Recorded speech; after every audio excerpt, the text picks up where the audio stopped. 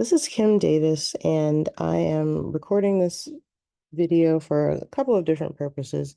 Um, so either you are watching this because you are just curious about what we cover in CPSC 215, or you are a current or future instructor and considering adopting SIMnet for running the course.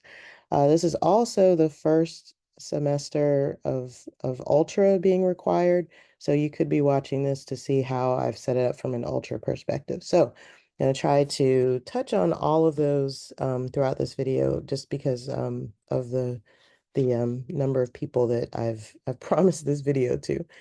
All right, so CPSC 215 is a course offered within PCSE, Physics, Computer Science, Engineering at CNU.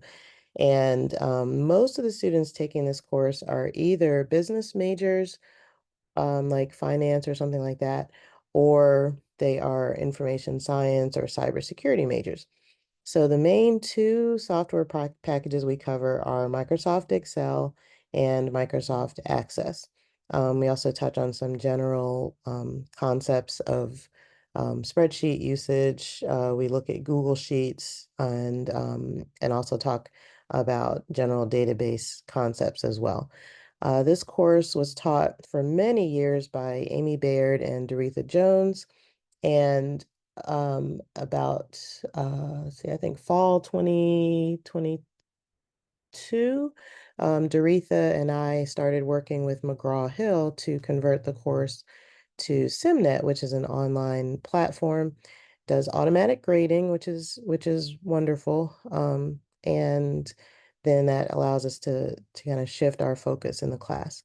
Currently, this course is offered in several different formats. It's offered as a traditional Monday, Wednesday, Friday course in the fall and spring semesters. I'm running it as a Maymester course, and it's also sometimes offered as a Monday, Wednesday course. So as we go through, you'll see there's some ways that you could adapt depending on which format you're using. Everything has been in person except for the Maymester course, which is online, but I believe this course could also be taught online during the full semester if that ever were something that the school were interested in doing. All right.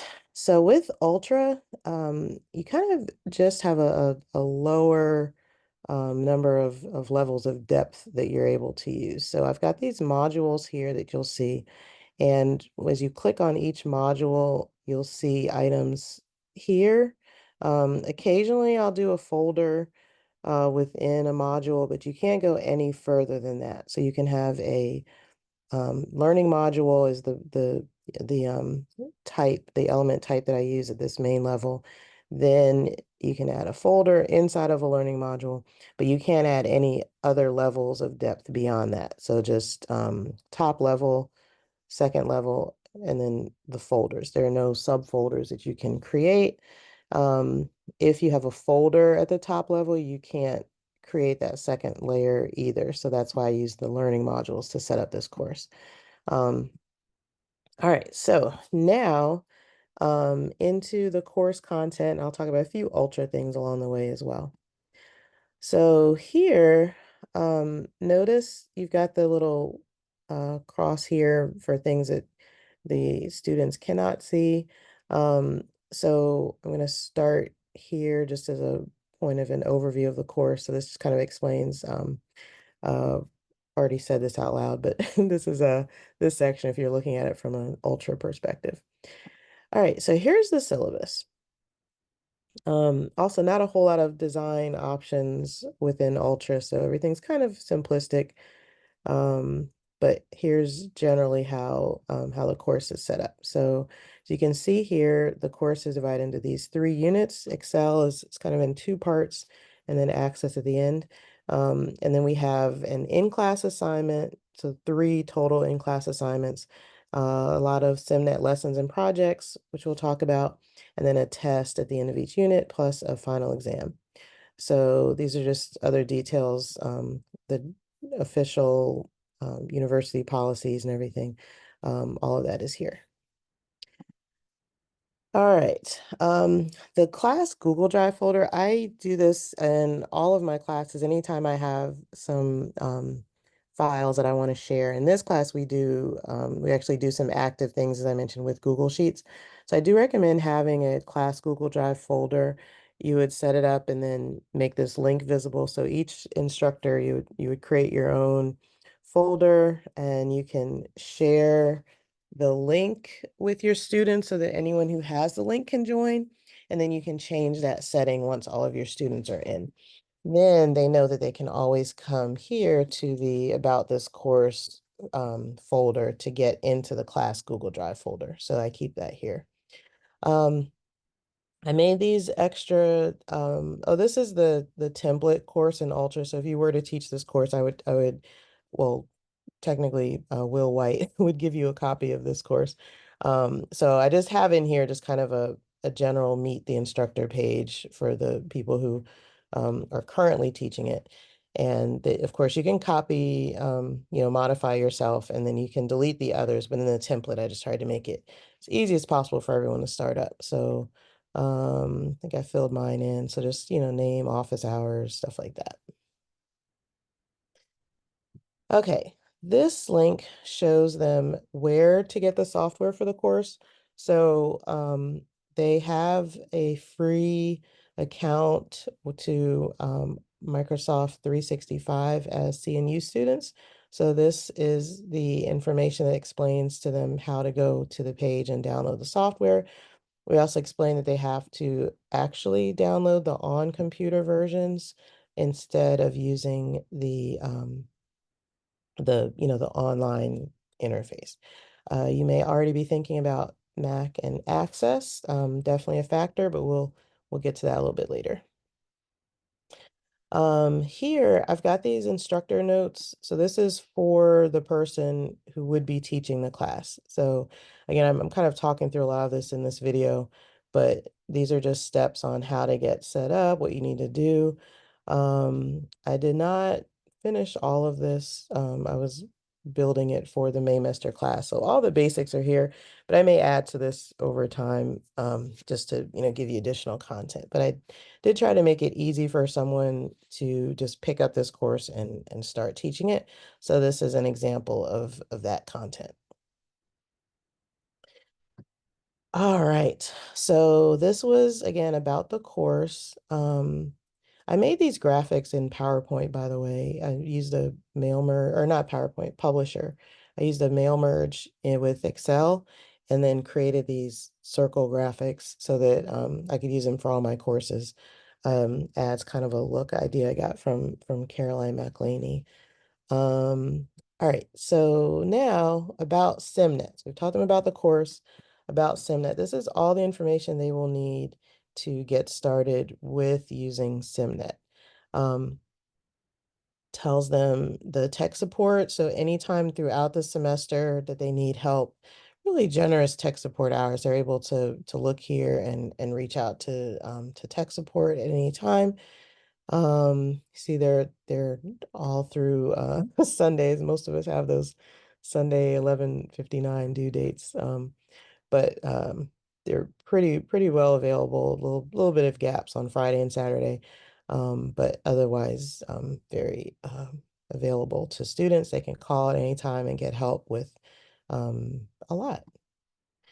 Um, this is talking them through the different ways to purchase the software. I won't go through this in this video, but all the instructions are here, whether they are using scholarship funds or getting it directly from the website. All that information is there. Also, how to register, best practices, things for them to do to make sure that they can be successful. So I will talk about this page here. This actually is a little wonky setup here. I'll have to fix this. Like I said, it's kind of weird the way the formatting comes in Ultra. Um, oh, actually, this is just a generic page. I can skip this in this video. Okay. Um, Best practices. This is like telling them how to go about doing the project assignments. And they have to make sure they're not switching between operating systems using their own start file. This has to do with some of the integrity violations we can talk about when I get to that point. Okay, these are instructor settings, which I won't cover in this video, but just how you go about getting your account set up.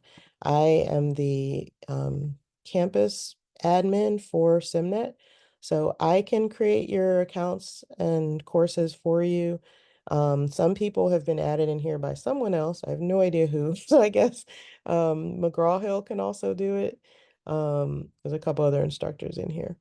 This is the course, which again, I will come back to as we walk through this semester. All right, so let's get them set up using SIMnet. Quick links. I have this hidden because again, this is custom for each instructor, but if you're using attendance, it's a good place to put this. You could put the Google Drive folder here, anything like that. And these, again, instructor notes just kind of explain how you can go about doing this. I also use a course calendar in Google Calendar often, and just let them know what's going on. So those are the sorts of things you can place here under quick links. All right, so as they scroll through, they will see this is their first assignment, which is just a discussion board.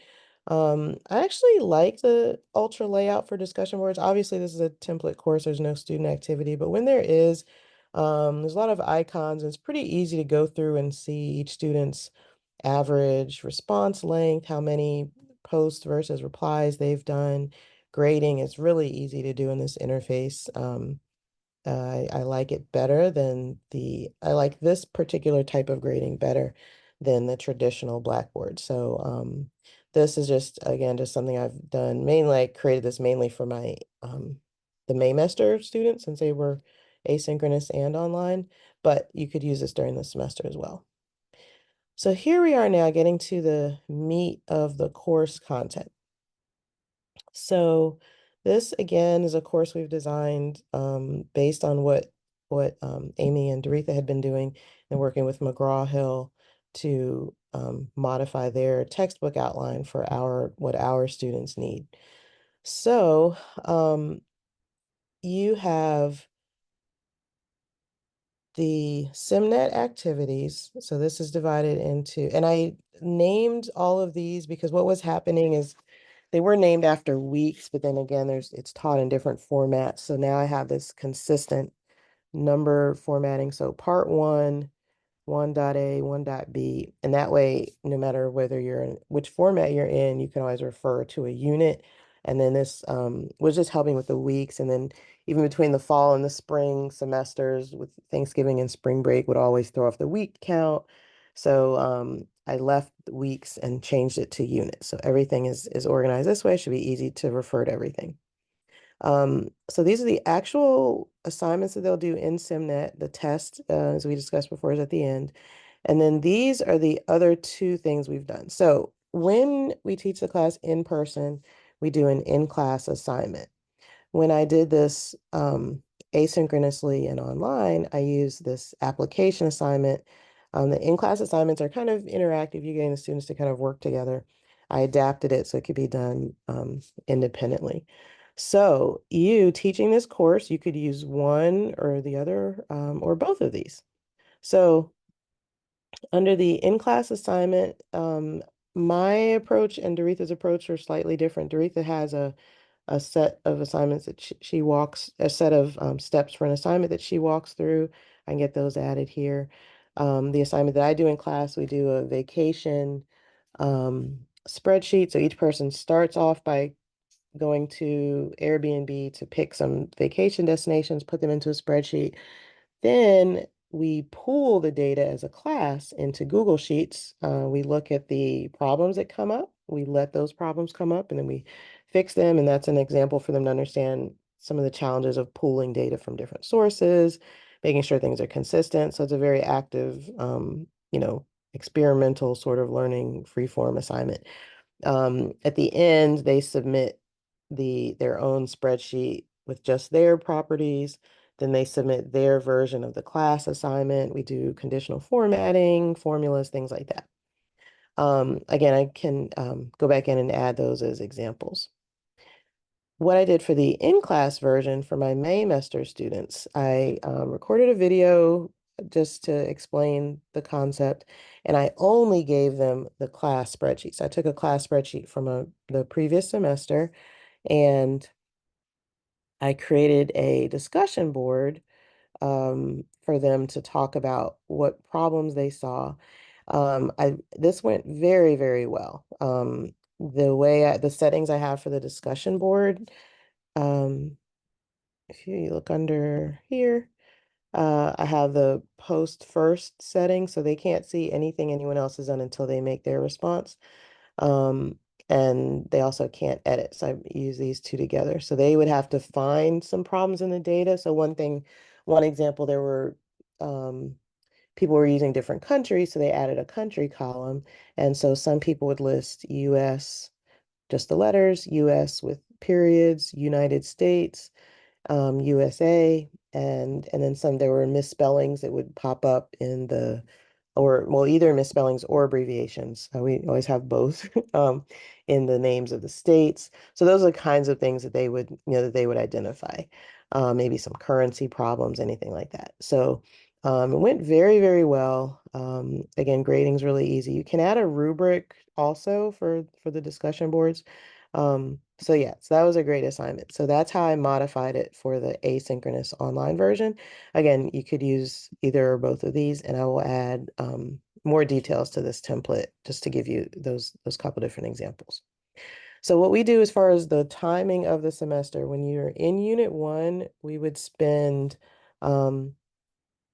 in each week of a 2 or 3 day class, we would spend maybe a day teaching the general concepts of the assignments that are coming up.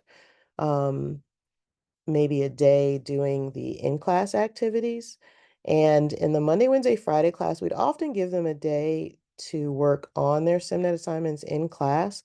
Attendance is not really a problem in this class. It's pretty interesting compared to every other class I teach. These students each semester have the best attendance. So they have been very diligent with that in-class work day. They almost all come.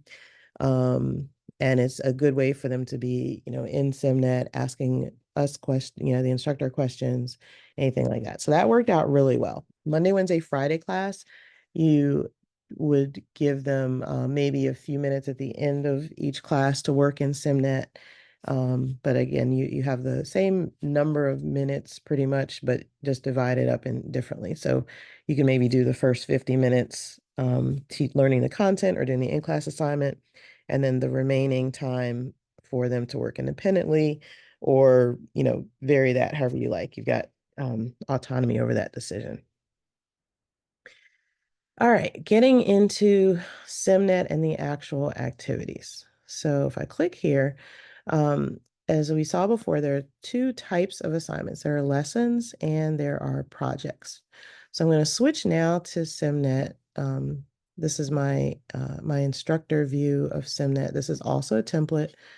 You see too, I've got everything all organized here by unit, so we don't have the week problem anymore. And everything matches with the assignments. There are some details about how you get your courses synced. I won't cover that in this video, but yeah.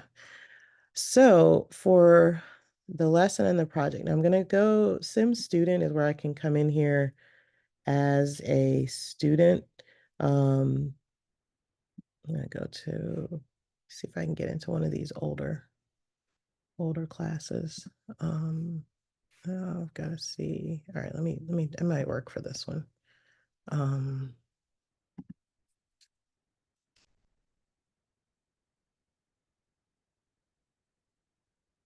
This one. Yeah, got a little wonky. We got to get the dates. The dates have to be, you're actually in here as a student. You gotta be able to have the right dates for the assignments. All right, so let me show you these a different way. I'm gonna go back to my course list here, go to my edit and assign. Oh, also the McGraw-Hill people will do a full session with you to train you on SIMnet. So don't worry about learning how to use this. They're very, very good and available to help us to do that. They want as many of us teaching their courses and buying their textbooks as possible. So they will definitely work with you. We've had great experiences. Okay, so now I'm going to just click on a lesson here so you can see what it looks like. All right, so lessons are kind of like, it's my preview, there we go. Lessons are kind of like them, almost like them reading through the textbook. So they've got all the content that they're learning here. And then they have these show me, guide me, and let me try. So we use the let me try as the graded portion of the assignment. So they don't have to do show me, they don't have to do guide me. They can do the let me try. So they're learning how to edit text and numbers in cells. So show me is like a video simulation of the person doing the step that they can just watch. Guide me, they tell you click here, click there, click here, click there. It tells you exactly what to do.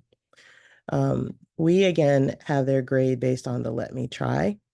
So here it'll give them a task, add the number 9,500 to cell B9 and then press enter. So the person clicks that and does the step.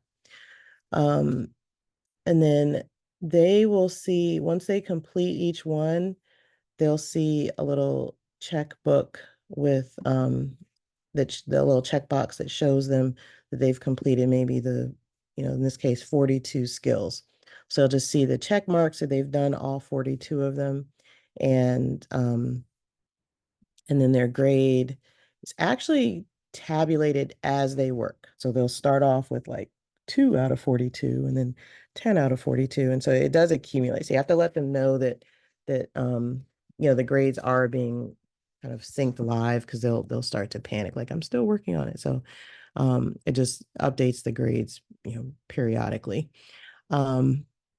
So they will just go through each of those steps, complete everything, and then they get full credit for those for each lesson that they do.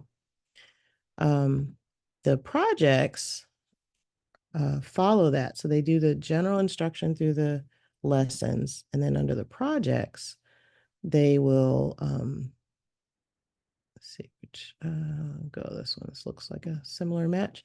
For the projects, they'll see a page that gives them all of the information about the project that they're going to do. So let me show you. It's going to give you, go back.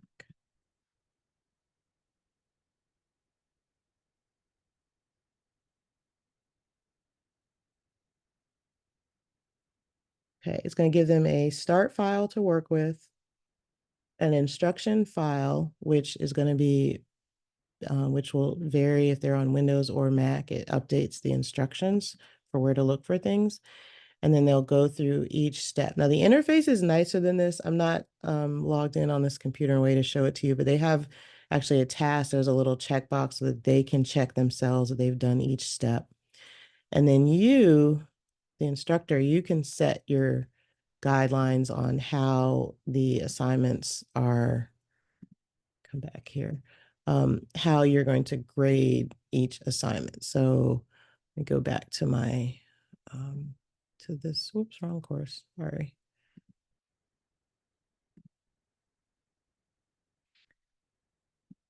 Okay, so for this first project, for example, you can decide how many attempts you want to give them, whether you want it to be timed or not, when do you want to show them feedback for what they got wrong, and do you want to show them a PDF, not the Excel Excel file, but the PDF of the solution. And then you also, down here, you can also set late penalties as well. So Doretha and I have worked through several iterations of this. We are very happy with these settings. Most assignments have 3 attempts. Sometimes we'll give a couple more. Well, sorry, there's one place where we give 4 attempts on one assignment. I don't remember why, but again, we've just kind of played with this over several hundred students and 3 semesters and just kind of tweaked things to make it work well for everyone.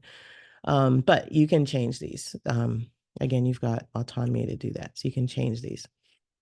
So students have the lessons to do and then the project. Now, the lesson, those are a little different. You cannot, the software actually doesn't let you do a late penalty for a lesson.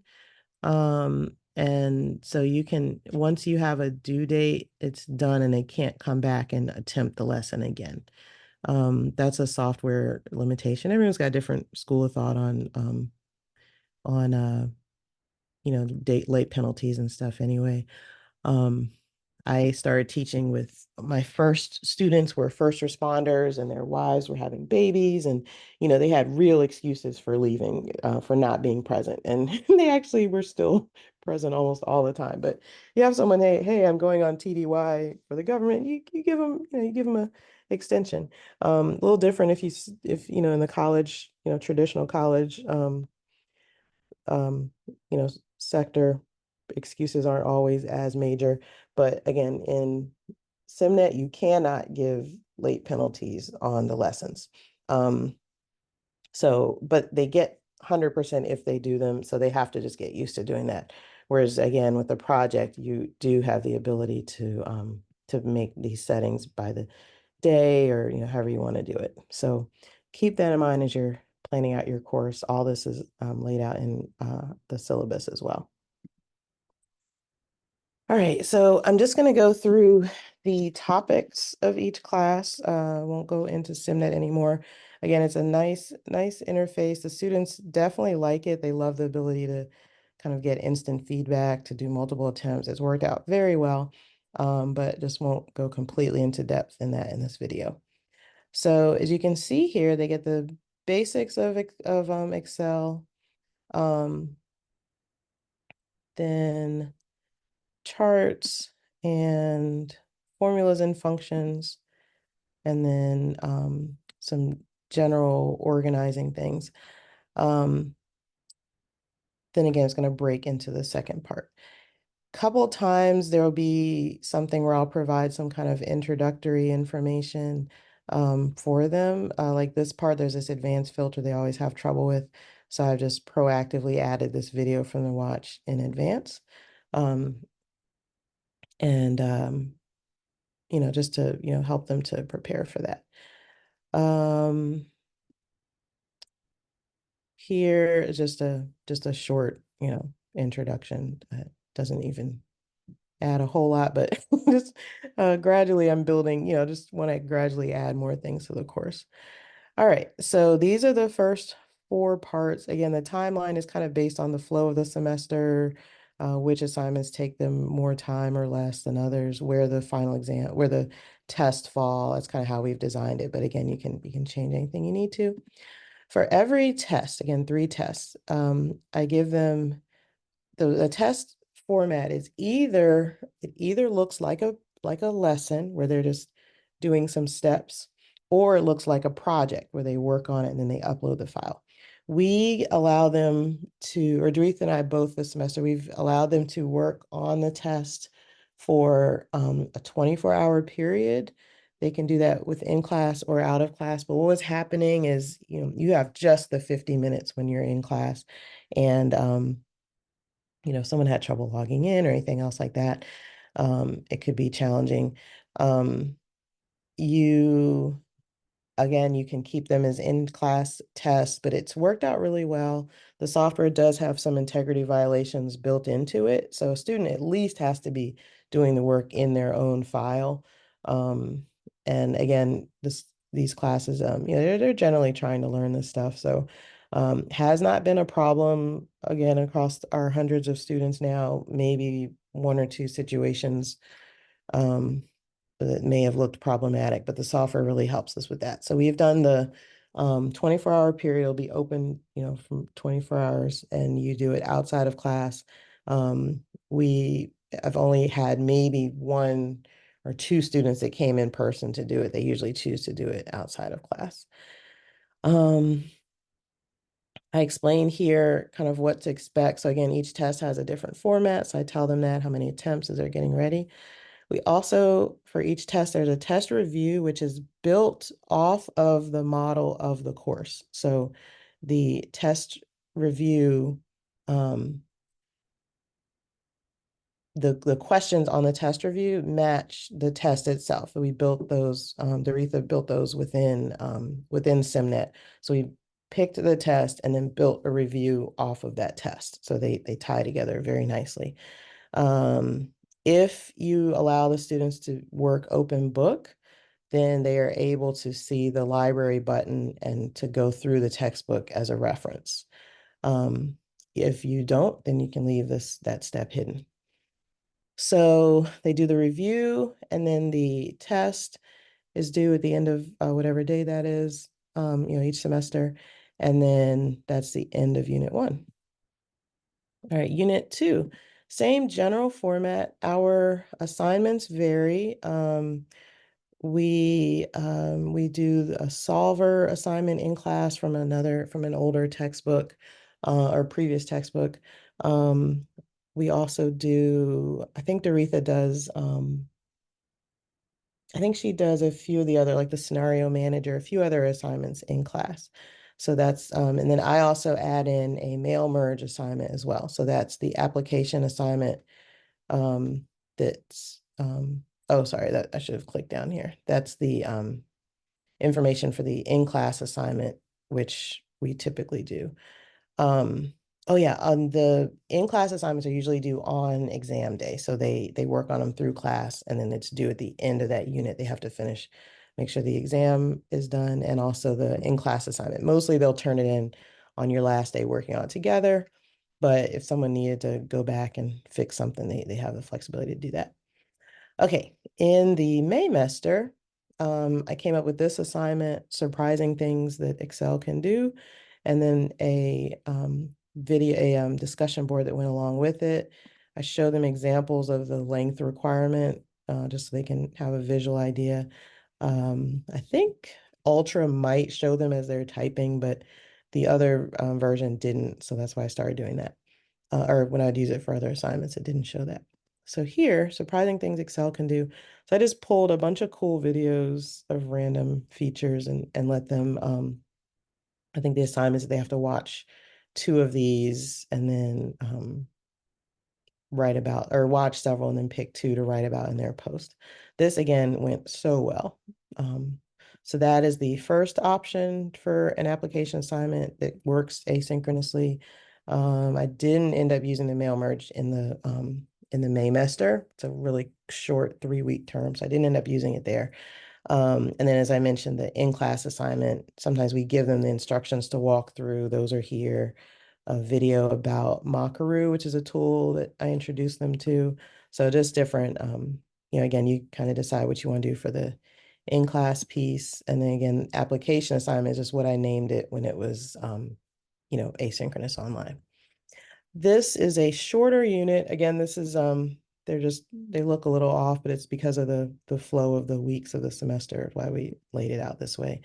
So here they're doing more advanced formatting, some macros, some extra features, templates.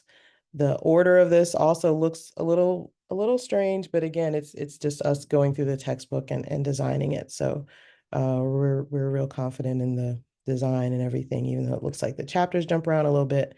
It just seems to make more sense this way. And again, it's worked out great, but you can change anything you like. Another place I gave them some tips to watch first, another one where they get a little turned around. So try to be proactive about that. This is a little quirk that some of the Mac users have. So I explained this to them. So they have to kind of zoom in a certain way. So just again, try to be proactive if there is a little thing that could come up. And then the test, same thing, what to expect. This test is in a exam format, which is kind of like a lesson. So here we give them 3 attempts on each question, but 1 attempt at the overall test, because if they or the overall test. So if they accidentally clicked on something, they wouldn't necessarily lose points. And then this here is SIMnet document about that format. Okay, so that's everything. Excel parts 1 and 2. And then we move to Access. Still lessons and projects. This is where we provide the Mac information so that the Mac students are able to do the work the same way. And this assignment, for this application assignment in the Maymester, I moved the Mockaroo here during the Maymester and had them do this assignment, also with the discussion board.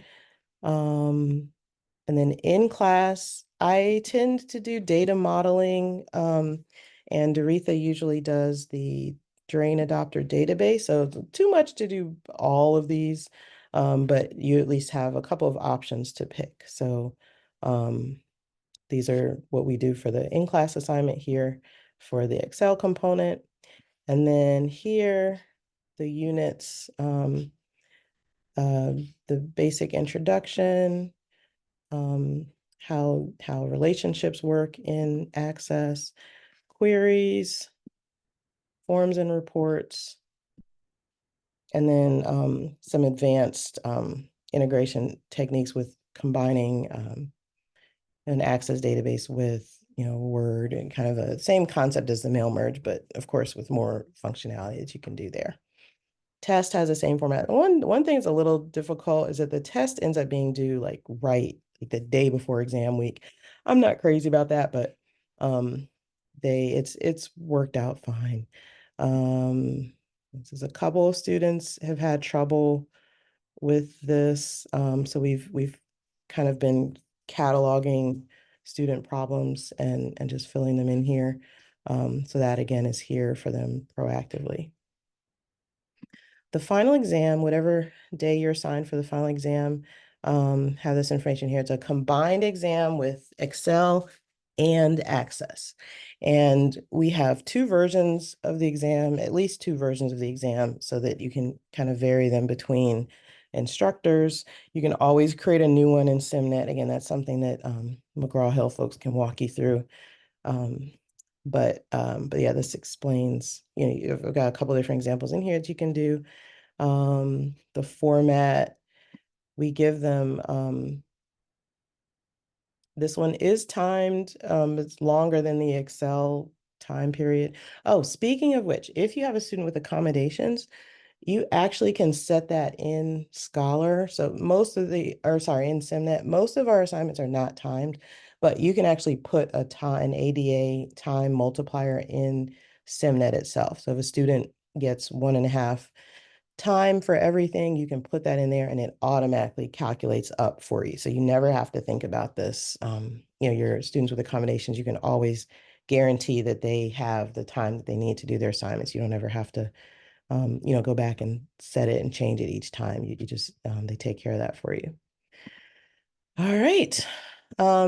Optionally, extra credit, I've offered that sometimes, depends. This folder's just here in case you want to use it. All right, so that's everything.